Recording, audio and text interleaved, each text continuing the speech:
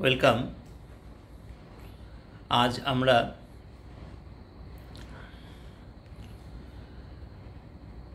স্থিতিশক্তি এবং গতিশক্তি সংক্রান্ত কিছু নিউমেরিক্যালস একটা ছোট্ট ভিডিওগ্রাফির মাধ্যমে সকলের সাথে আলোচনায় পার্টিসিপেট করব। দেখো, এম ভরের একটা বস্তুকে যদি মাটি থেকে এইচ উচ্চতায় তোলা হয়, তাহলে সেই জায়গাটা যদি গ্র্যাভিটেশনাল পুল যদি জি হয়, তাহলে আমরা জানি সেই এম মাসওয়ালা যে বস্তুটা রয়েছে তাকে এইচ উচ্চতায় তুলতে যে পরিমাণ কার্য করা হয় সেটি তার মধ্যে স্থিতিশক্তি রূপে সঞ্চিত থাকে। অর্থাৎ এক্ষেত্রে স্থিতিশক্তি বা কৃতকার্যের পরিমাণ হচ্ছে mgh, এবং ওই এইচ উচ্চতা থেকে যদি বস্তুটিকে ছেড়ে দেওয়া হয় তাহলে তার পতন পথের সর্বত্র, অর্থাৎ কিনা একদম টপ পজিশান বা মাঝামাঝি অথবা ভূমি স্পর্শ করার ঠিক আগের মুহূর্তে বলো, সব জায়গাতেই কিন্তু তার মোট যান্ত্রিক শক্তি, যার মান mgh, এই যান্ত্রিক শক্তির মানটা কিন্তু পতন পথের সর্বত্রই অপরিবর্তিত বা ধ্রুবক থাকে। এটা আমরা জানি। আর বস্তুর গতিশক্তি ক্যালকুলেট করার ফর্মুলাটা কি? কোনো একটা এম মাস বিশিষ্ট বস্তু যদি ভি বেগে গতিশীল হয়, তাহলে তার গতিশক্তির ফর্মুলা হচ্ছে হাফ mv²। তাহলে আজকে আমরা যে আলোচনাটা করব সেটা হচ্ছে অনলি দুটো ফর্মুলার উপরে বেস করে।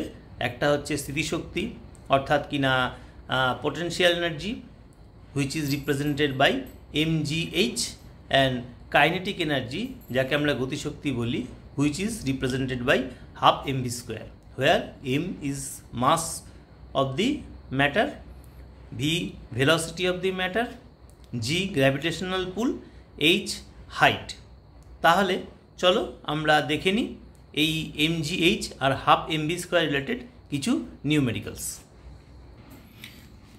দেখো, ফার্স্ট অঙ্কটায় আমরা ফোকাস করি। 1 কেজি ভরের একটি পাথরকে 5 তলা বাড়ির ছাদ থেকে ফেলে দেওয়া হলো। অবাধে পতনশীল অবস্থায় 10 সেকেন্ড পরে পাথরটির গতিশক্তি কত হবে? ধরে নাও অভিকর্ষজ ত্বরণের মান 9.8 মিটার পার সেকেন্ড স্কোয়ার।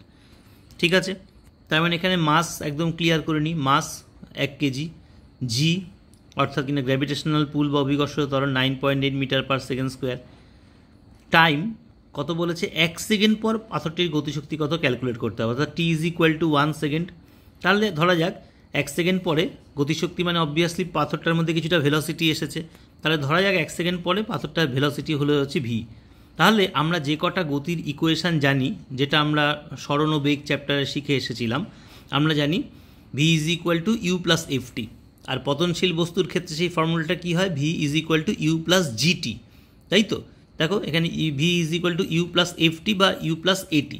ঠিক আছে, এখন অ্যাক্সিলারেশনকে এ দিয়ে প্রকাশ করা হয়, আগে এটাকে এফ দিয়ে প্রকাশ করা হতো, এখন এ দিয়ে প্রকাশ করা হয়। যাই হোক, এবার প্রাথমিক বেগ দেখো, যখন বস্তুটাকে ফেলা হচ্ছিল ছাদের উপর থেকে, তখন বস্তুটার প্রাথমিক বেগ ইউ ইজ ইকুয়াল টু 0 ছিল, তার মানে এটা 0 হয়ে গেল, প্লাস এটির বদলে এখানে জি ইন্টু টি বসালাম।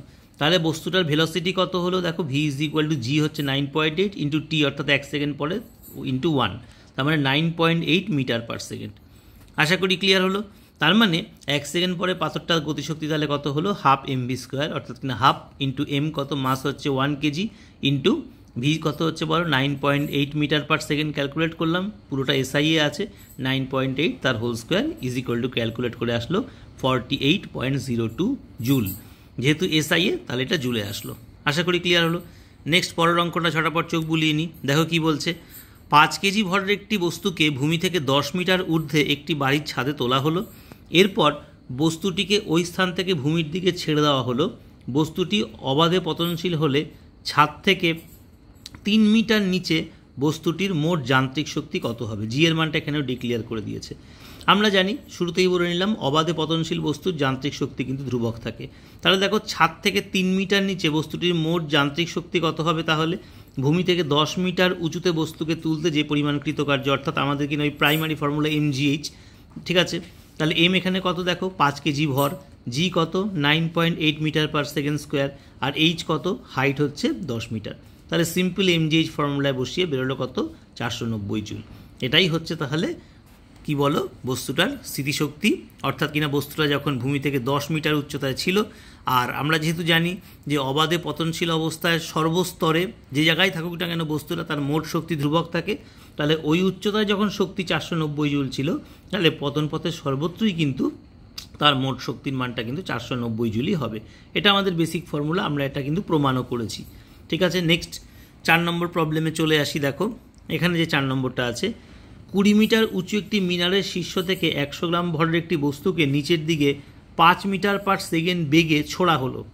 ঠিক আছে, তাহলে এখানে প্রাথমিক বেগটা বলে দিয়েছে 5 মিটার পার সেকেন্ড। কতটা উঁচু থেকে ছোড়া হয়েছে দেখো, 20 মিটার উঁচু থেকে।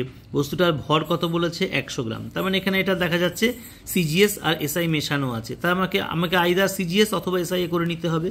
তাহলে বলছে ভূমিতে আঘাতের জাস্ট আগের মুহূর্তে বস্তুটার গতিশক্তি কত হবে। তার মানে এক্ষেত্রে আবার ভূমিতে স্পর্শ করার আগের মুহূর্তে তার বেগটা আগে বার করতে হবে অবভিয়াসলি। তাহলে দেখো আমরা জানি v square is equal to u square plus 2gh। তাহলে এখানে ইউ স্কোয়ারের মানটা তাহলে কত, ইউ স্কোয়ার দেখো প্রথমেই বস্তুটাকে কী বলেছে, 5 মিটার পার সেকেন্ড বেগে ছোড়া হলো। তার মানে প্রাথমিক বেগটা হচ্ছে 5 মিটার পার সেকেন্ড। তার মানে এখানে দেখো 5 বসিয়েছি ইউ এর জায়গায়, তার মানে 5 স্কোয়ার করে দিয়েছি যেহেতু ইউ স্কোয়ার আছে, প্লাস 2 ইন্টু জি এর মান 9.8 ইন্টু এইচ, কত হাইট থেকে ফেলা হয়েছে দেখো, 20 মিটার হাইট থেকে ফেলা হয়েছে। তার মানে ভি স্কোয়ারের ভ্যালুটা কত হলো, 417 এত মিটার পার সেকেন্ড। এটা লিখে নেবে।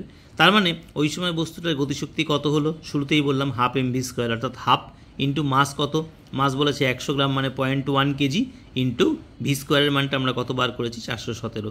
যদি এটা ক্যালকুলেট করি তাহলে আসে হচ্ছে 20.85 জুল। আশা করি বিষয়টা পরিষ্কার হয়েছে। এবার নেক্সট প্রবলেমে চলে আসি। আশা করি অঙ্কগুলো তোমরা বুঝতে পারছো। দেখো কি বলছে, 10 মিটার পার সেকেন্ড বেগে আসা একটি ক্রিকেট বলকে একজন ব্যাটার ব্যাট দিয়ে আঘাত করে বোলারের দিকে 15 মিটার পার সেকেন্ড বেগে পাঠিয়ে দিল। তার মানে বলটা আসছিল কত, 10 মিটার পার সেকেন্ড বেগে, আর উল্টো দিকে গেল কত বেগে, 15 মিটার পার সেকেন্ড বেগে। তাহলে তোমাদেরকে আমি এটা শিখিয়েছিলাম, যখন বেগের অভিমুখ বিপরীত হয় তাহলে একটা বেগকে আমাকে মাইনাস ধরতে হবে। ঠিক আছে, দেখো এখানে বলেই দিয়েছে। তাই এর ফলে বলটির গতিশক্তির পরিবর্তন যদি 15.5 জুল হয়, তাহলে ভরবেগের পরিবর্তন কত গণনা করতে বলেছে। দেখো কি বলছে, ক্রিকেট বলের ফিরে যাওয়ার অভিমুখে যদি ধনাত্মক ধরা হয়, অর্থাৎ বলারের দিকে চলে গেল, তাহলে বলটি প্রাথমিক বেগ v1 ইজ ইকুয়াল টু কত ছিল দেখো, মাইনাস দিয়ে বলেছে, মাইনাস 10 মিটার পার সেকেন্ড। ঠিক আছে, অন্তিম বেগ কত হলো, কত বেগে ছুটে গেল বোলারের দিকে, 15 মিটার পার সেকেন্ড। তাহলে বলটির ভর যদি m কেজি ধরা হয়, তাহলে গতিশক্তির পরিবর্তন কত, half m v2 square minus half m v1 square, যার মানটা তোমার প্রশ্নানুসারে বলা আছে 15.5। দেখো তাই বসিয়েছে। এবার দেখো ভ্যালুগুলোকে বসিয়ে দিচ্ছি। Half into m into v2 কত বলো, বেগে কোন বেগে ফিরে গেল, 15 তার স্কোয়ার বেগে ফিরে গেছে, মাইনাস 10 স্কোয়ার হয়ে গেল ইজ ইকুয়াল টু 15.5। তাহলে এখান থেকে দেখো ক্যালকুলেট করে আমার কিসের মানটা বেরিয়ে গেল, এম এর মানটা বেরিয়ে গেল, এম এর মানটা বেরোলো হচ্ছে 0.25 কেজি। ঠিক আছে, নেক্সট তাহলে ভরবেগের পরিবর্তনটা তাহলে কত হচ্ছে দেখো, ভরবেগের পরিবর্তন এখানে কি ফর্মুলা ব্যবহার করেছে, m v two minus m v one. এখানে কিন্তু ভি ওয়ানের আগে দেখো একটা মাইনাস বসানো আছে। ঠিক আছে, এখানে একটা মাইনাস বসিয়ে দেওয়া হয়েছে। এবার তোমার প্রশ্ন হতে পারতো, স্যার এখানে ভি ওয়ানটার আগে তো তাহলে মাইনাস কেন বসলো না, যেহেতু ভি ওয়ান স্কোয়ার আছে, তোমরা জানো যে -10 তার স্কোয়ার করলে পরে সেটা 10ই থাকে, অতএব ওই জন্য এখানে কোনো এফেক্ট কিন্তু ফেলেনি। কিন্তু দেখো এখানে কিন্তু এফেক্টটা হয়ে গেল, অর্থাৎ m v two minus m into minus v one. কারণ যেহেতু জানো যে ভি ওয়ান যে বেগে আসছিল, তাহলে বোলারের দিকে 10 মিটার পার সেকেন্ড বেগে ব্যাটসম্যানের দিকে বলটা ছুটে আসছিল, আর 15 মিটার পার সেকেন্ড বেগে বোলারের দিকে কিন্তু যে ব্যাটসম্যান সে কিন্তু বলটাকে কিন্তু ব্যাট দিয়ে মেরে পাঠিয়ে দিল। তার মানে সেটাকে আমি যদি প্লাস ধরি, তাহলে বোলারের এন্ড থেকে ব্যাটসম্যানের দিকে যে বেগটা, সেই বেগটাকে আমি মাইনাস ধরেছি, এটাকে ওই জন্য মাইনাস ধরা হলো। তাহলে দেখো এখানে এম কমন নিয়ে নিলে কত হয়ে গেল বলো, v one plus v two হয়ে গেল, মাইনাসে মাইনাসে প্লাস হয়ে গেল। তাহলে এম এর মান আমি আগেই বার করেছি 0.25, আর ভি ওয়ান ভি টু দুটোর মানই আমি জানি। তাহলে এখানে দেখো 10 + 15 হয়ে গেল ইজ ইকুয়াল টু কত হয়ে গেল, এই হচ্ছে তার ভ্যালুটা। আশা করি ভরবেগের পরিবর্তন বিষয়টা তোমাদের কাছে ক্লিয়ার হয়েছে। নেক্সট পরের অঙ্কটা চলে আসি। দেখো এটাই আমাদের এই গতিশক্তি স্থিতিশক্তির লাস্ট অঙ্ক। একটি হালকা এবং একটি ভারী বস্তুর গতিশক্তি সমান, ভালো করে খেয়াল করবে। একটা হালকা বস্তু, একটা ভারী বস্তু, তাহলে দুটো বস্তুর ভরের পার্থক্য আছে। ধরলাম একটা বস্তুর ভর হচ্ছে m1 আর একটার ভর হচ্ছে m2। তাহলে প্রথমটা হালকা, পরেরটা ভারী, তাহলে m1 is less than m2, তাহলে m2টা ভারী। দুটি বস্তুর গতিশক্তি সমান, দুটো ভারী কম বেশি হলেও কিন্তু তার গতিশক্তি কিন্তু সমান বলেছে, তার মানে তাদের বেগের মধ্যে নিশ্চয়ই কিছু পার্থক্য থাকবে। ধরা গেছে প্রথমটার বেগ হচ্ছে v1, পরেরটার বেগ হচ্ছে v2, তাহলে প্রথমটার গতিশক্তি কত, হাফ m1 v1 স্কোয়ার, দ্বিতীয়টার গতিশক্তি হচ্ছে হাফ m2 v2 স্কোয়ার। ঠিক আছে, প্রশ্ন অনুসারে দুজনের মানটা সমান বলেছে, তাহলে হাফ হাফ উভয় দিক থেকে কেটে গেল, তাহলে m1 v1 square is equal to m2 v2 square. আশা করি বিষয়টা বুঝতে পারলে। এবার তাহলে কি করছি দেখো, তাহলে m1 v1 square by m2 v2 square is equal to, simply এটাকে এটা নিচে নিয়ে চলে এসেছি, তাহলে কত হচ্ছে 1 হচ্ছে।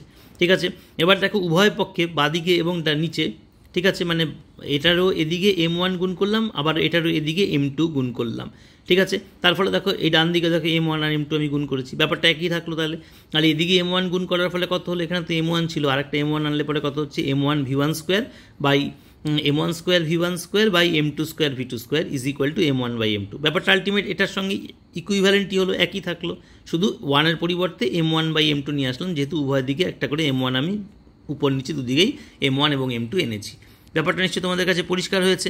তাহলে এটা আনার কারণ কি, এটা আনার কারণ হচ্ছে এবার এটাকে আমি স্কোয়ার রুট করে দেবো। তাহলে স্কোয়ার রুট করলে দেখো উপরে তাহলে কত হয়ে গেল m1 v1, কারণ আমাকে কী বার করতে বলেছে দেখো, প্রশ্নটা খেয়াল করো, প্রশ্নটা বলেছে বস্তু দুটোর মধ্যে কার ভরবেগ বেশি। তাহলে ভরবেগ জানার জন্য আমাকে দেখো এই m1 স্কোয়ার v1 স্কোয়ার আর m2 স্কোয়ার v2 স্কোয়ারের স্কোয়ার রুট করতে হলো, মানে বর্গমূল করতে হলো। তাহলে বর্গমূল করলে কত আসলো, m1 v1, আর এটার বদলে কত আসলো বলো, m2 v2 is equal two কত হলো, root over m1 by m2।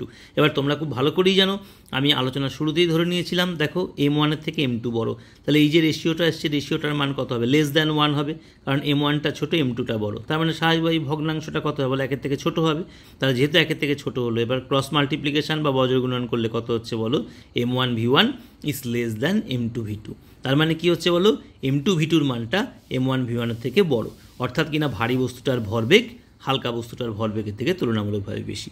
আশা করি গতিশক্তি স্থিতিশক্তির এই অঙ্কগুলো তোমাদের কাছে পুরোপুরি ক্লিয়ার হয়েছে। হ্যালো ফ্রেন্ডস, তাহলে আশা করি গতিশক্তি স্থিতিশক্তির যে প্রবলেমসগুলো তোমাদেরকে এইমাত্র আমি বোঝালাম, প্রবলেমসগুলো তোমাদের কাছে কিন্তু সুপার ক্লিয়ার হয়েছে। চলো ভিডিওটা খুব ভালো করে মন দিয়ে দেখো, যদি কোনো জায়গায় বুঝতে অসুবিধা হয় সেই জায়গাটাকে পজ করে বা রিপিট করে আবার দেখো, একাধিকবার দেখলে পরে দেখবে তোমাদের এই অঙ্কগুলো খুব সুন্দরভাবে তোমাদের মেমোরিতে উঠে আসবে। তাহলে সকলের জন্য শুভেচ্ছা রইল। চলো শিখে নেওয়া যাক গতিশক্তি স্থিতিশক্তি রিলেটেড প্রবলেমসগুলি।